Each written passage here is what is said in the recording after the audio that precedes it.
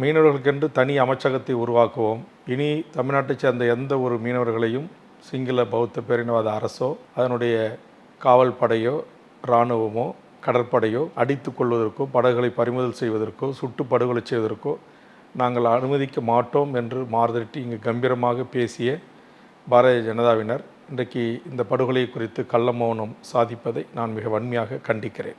ஆக எமது மீனவர்களுடைய துயரங்கள் காங்கிரஸ் ஆட்சியாக இருந்தாலும் பாரதிய ஜனதா ஆட்சியாக இருந்தாலும் தொடர்ந்து கொண்டு தான் இருக்கிறது. எமது தமிழ்நாட்டு மீனவ உறவுகளுக்கான இது போன்ற துப்பாக்கிச் சூடுகளோ வலைகளை அறுப்பது, ஐஸ் பார்லர்களிலே அடைத்து வைப்பது, இரும்பு ராடர் கம்பிகளால் அவர்களை அடித்து சித்திரவதை செய்வது, சிங்கள கடற்படை ரோந்து கப்பல்கள் எமது படகுகளை மோதி இடித்து எமது தமிழ்நாட்டு மீனவர்கள் படகுகள் கடலில் முழுகடிப்பச் செய்வது, இரு அரசுகளிலும் எல்லளவும் முனையளவும் மாற்றமில்லாமல் தமிழர் விரோத தமிழ்நாட்டு மீனவர்களின் விரோத போக்கைத்தான் கடைபிடித்து வருகிறார்கள்.